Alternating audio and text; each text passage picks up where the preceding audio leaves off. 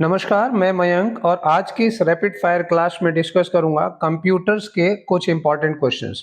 जैसा कि हम जानते हैं, सारे सब्जेक्ट्स के साथ साथ कंप्यूटर भी एक इम्पॉर्टेंट रोल प्ले करता है हर एग्जाम के अंदर। तो बहुत ही ध्यान से कंप्यूटर्स के क्वेश्चंस को देखना है, क्योंकि कंप्यूटर का क्वेश्चन बहुत ही स्कोरिंग होता है और एग्जाम्स के अंदर बहुत अलग-अलग तरीके से पूछा जाता है और कहीं हद तक हम कंप्यूटर के क्वेश्चन से अवेयर भी होते हैं, क्योंकि हमारे डेली यूसेज में इस्तेमाल किया जाता है। तो आपके लिए काफ़ी क्वेश्चंस बहुत फ़ैमिलियर होंगे। बहुत सारे ऐसे क्वेश्चंस एग्जामिनर पूछता है जिसके बारे में आप अवेयर नहीं होते हैं। उन्हीं बातों को ध्यान में रखते हुए इस पूरे सेट को अंत तक देखिए और देखिए कि कितने ऐसे इंपॉर्टेंट क्वेश्चंस हैं जिनसे आप अवेयर नहीं हैं। और ये जितने भी क्वेश्चंस हैं, ये कहीं न कहीं किसी न किसी एग्जाम में बार-बार पूछे गए हैं, तभी इसको इसके अंदर इस लाइक क्लास के अंदर इंक्लूड किया गया है। तो बहुत ध्यान से देखिएगा, एक-एक क्वेश्चन अपने आप में बहुत इंपॉर्टेंट है। सबसे पहला क्वेश्चन हम देखते हैं। MS Word is an example of an operating system, a processing device, application software and input device। तो MS Word जो है इनमें से क्या है? ठीक है, आप देखिएगा लास्ट में थोड़ा सा ध्यान दीजिएगा। आप ना कॉपी में नोट करते जाइए या फिर ये वीडियो आपके पास रिकॉर्ड होके मिल ही जाएगी, आप बार बार देखेंगे याद हो जाएगा। लेकिन लास्ट में एक काम जरूर करिएगा कि कमेंट बॉक्स में ये जरूर लिखें कि टोटल क्वेश्चंस में से आप लोगों से कितने क्वेश्चन अटेम्प्ट हो पाए, मतलब कितने क्वेश्चंस आपके करेक्ट थे, ये थोड़ा मेंशन किया करिए। इससे हमें भी अवेयरनेस रहता है कि कुछ कितने हमने नए क्वेश्चंस दिए, और ज्यादा नंबर ऑफ स्टूडेंट्स इस बात को शेयर करेंगे तो पता चलता है कि भाई आप लोग अवेयर हैं। अगर अवेयर हैं तो कुछ और भी नए क्वेश्चंस हम आप लोगों के लिए ला सकें। तो चलिए इस क्वेश्चन का आंसर देखते हैं। इस क्वेश्चन का आंसर है एप्लीकेशन सॉफ्टवेयर। ठीक है ना, MS word is an example of application software. ना तो ये ऑपरेटिंग सिस्टम है, ना तो ये प्रोसेसिंग डिवाइस है, ना ही ये एक इनपुट डिवाइस है। ये क्या है? ये एप्लीकेशन सॉफ्टवेयर है। नेक्स्ट क्वेश्चन की ओर बढ़ते हैं। Control shift and alt are called dash keys. जब आप कंट्रोल शिफ्ट और अल्ट दबाते हैं तो उससे क्या होता है? ठीक है ना, ये मॉडिफायर है, फंक्शन की है, अल्फा न्यूमेरिक की जनरेट करता है या एडजस्टमेंट करता है। इनमें से वो क्या करता है?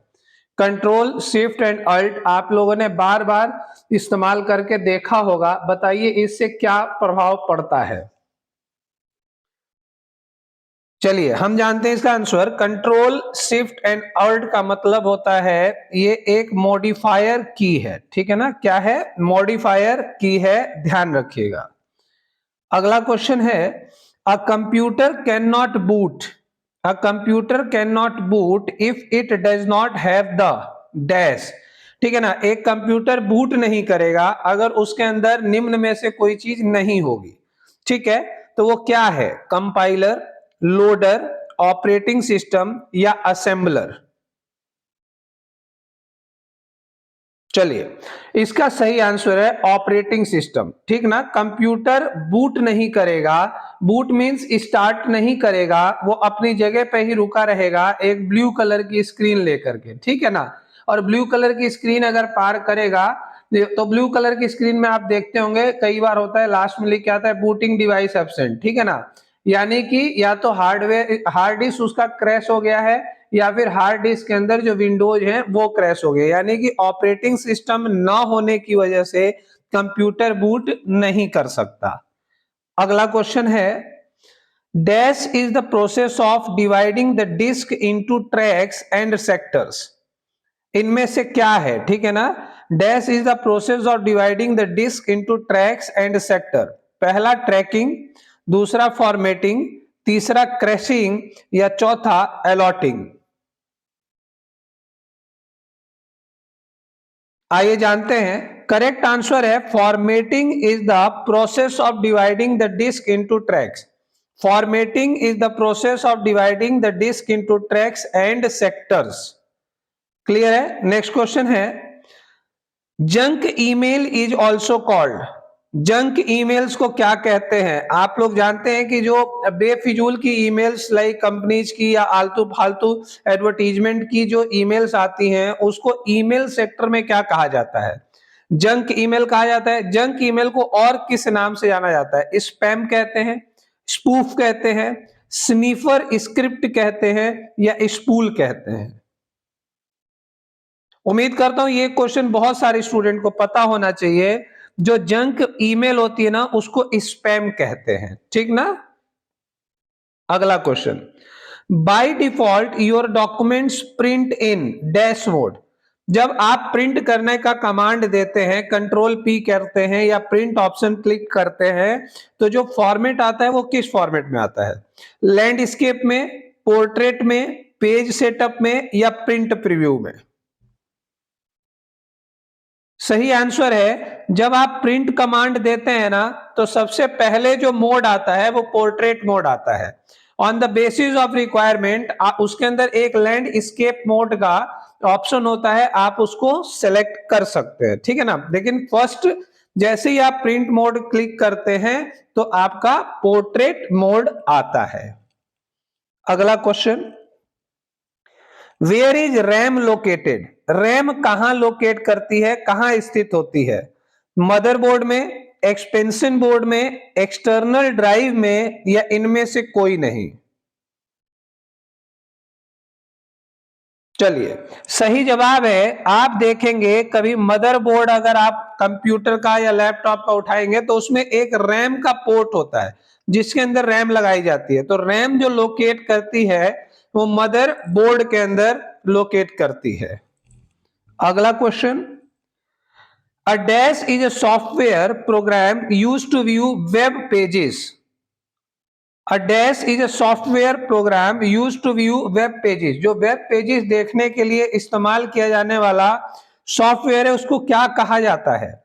साइट, होस्ट, लिंक, या ब्राउजर? जब आप गूगल खोलते हैं तो गूगल को और किस नाम से बोलते हैं? आप उसको एज अ ब्राउजर इस्तेमाल करते हैं, ठीक है ना। ब्राउजर ओपन कर लो, ब्राउजर के अंदर कोई वेबसाइट का लिंक डाल दो, ठीक है ना। तो अब browser is a software program used to view web pages, है ना। वेब पेजेस देखने के लिए ब्राउजर का इस्तेमाल किया जाता है। अगला क्वेश्चन है, which of the following is a popular programming language for developing multimedia web pages? जो मल्टीमीडिया वेब पेजेस होती है उनके लिए पॉपुलर प्रोग्रामिंग लैंग्वेज कौन सी इस्तेमाल होती है? कोबोल, जावा, बेसिक, या assembler? Correct answer is Java, ठीक है ना। Java is a popular programming language for developing multimedia web pages. तो जावा का इस्तेमाल किया जाता है मल्टीमीडिया वेब पेजेस को बनाने के लिए। अगला क्वेश्चन है, the computers processor consist of the following parts. जो कंप्यूटर का प्रोसेसर होता है वो इनमें से किससे संबंधित होता है? CPU and main memory, hard disk and floppy drive, control unit and ALU, या ऑपरेटिंग सिस्टम?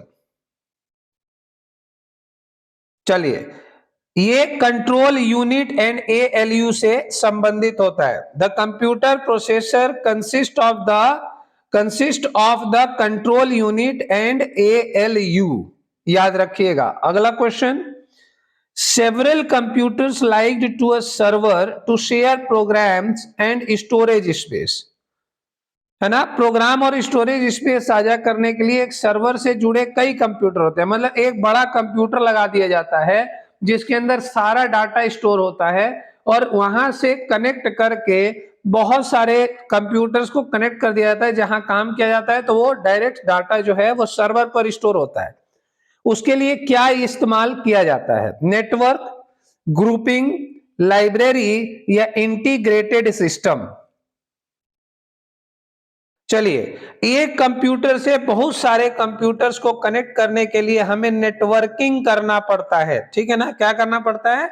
नेटवर्किंग करना पड़ता है, नेटवर्क से कनेक्ट करना होता है, ठीक है ना। तो several computer link to a server to share programs and storage space for is network, ठीक है ना। नेटवर्क के द्वारा कनेक्ट किया जाता है। अगला क्वेश्चन है, the first computer was programmed using. जो पहला कंप्यूटर इस्तेमाल किया गया था उसके अंदर क्या प्रोग्रामिंग की गई थी, ठीक है ना। Assembly language, machine language, spaghetti लैंग कोड या source code? The first computer was programmed using machine language. Clear है? Machine language. भाई लास्ट में जाकर के आप जरूर बताइएगा कि कितने क्वेश्चन आप जानते थे। ठीक है ना? ये थोड़ा सा आपके लिए अच्छा रहेगा, हमारे लिए भी अच्छा रहेगा कि अगर आप मैक्सिमम नंबर ऑफ क्वेश्चंस को जानते हैं और मैक्सिमम स्टूडेंट्स का क्राइटेरिया उसके अंदर आता है कि ज्यादा से ज्यादा बच्चे इन क्वेश्चंस को जानते हैं, तो हम और भी अलग टाइप के नए टाइप के क्वेश्चन बना सकते हैं आप लोगों के लिए। अगला क्वेश्चन देखते हैं। A dash is approximately 1 billion byte. 1 billion byte lumpsum इनमें से क्या होता है? मेगाबाइट, गीगाबाइट, टेराबाइट या नन ऑफ दीज?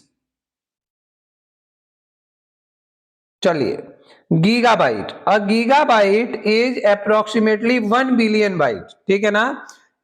तो गीगाबाइट जो होता है वो अप्रोक्सीमेटली 1 बिलियन बाइट होता है। तो गीगाबाइट इज इक्वल्स टू क्या होता है? 1 बिलियन बाइट। अगला question. The first mechanical computer designed by Charles Babbage was called.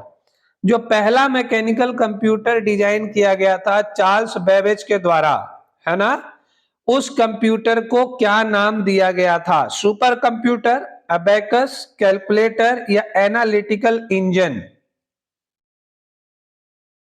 चलिए, उसका नाम था एनालिटिकल इंजन।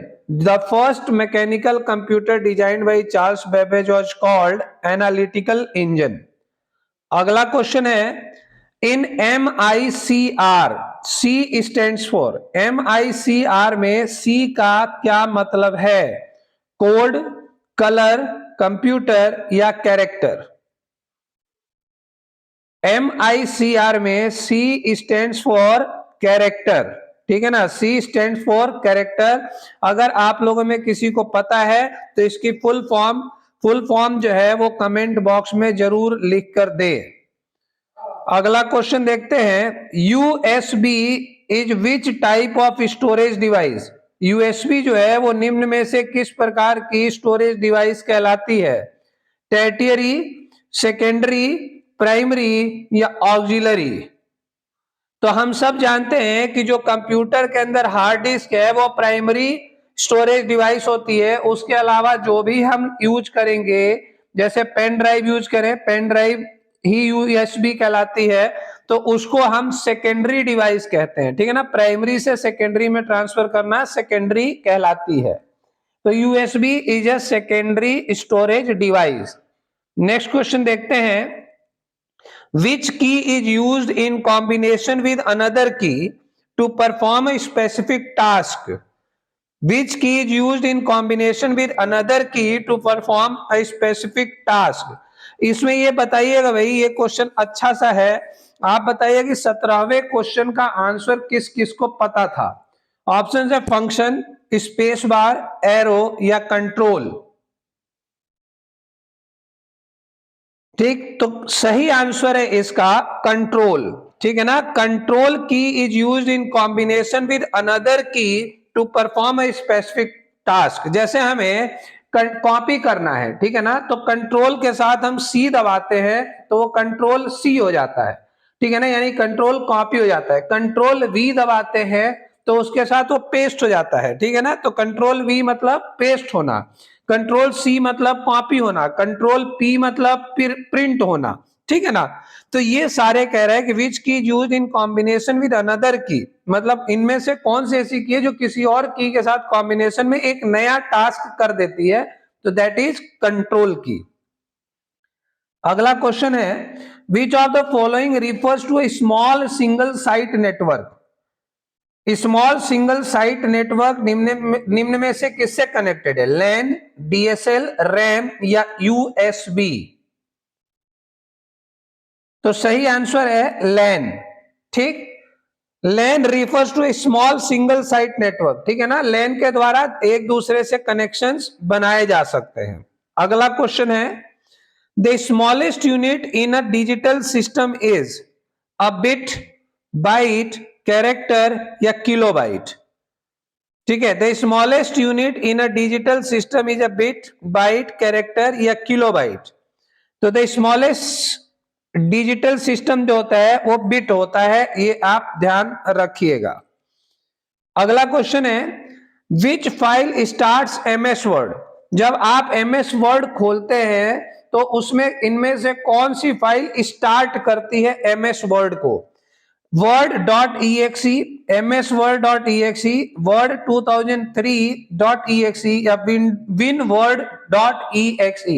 देखिए ये सेव करने वाला नहीं पूछ रहा है, ठीक है ना, ये स्टार्ट करने वाला पूछ रहा है। जब आप स्टार्ट बटन पे जा करके आप माइक्रोसॉफ्ट ऑफिस में जाते हैं और वहां पर जब आप वर्ड को क्लिक करते हैं तो कौन सा हिस्सा इसको स्टार्ट करता है, तो वो है कौन सा भाई?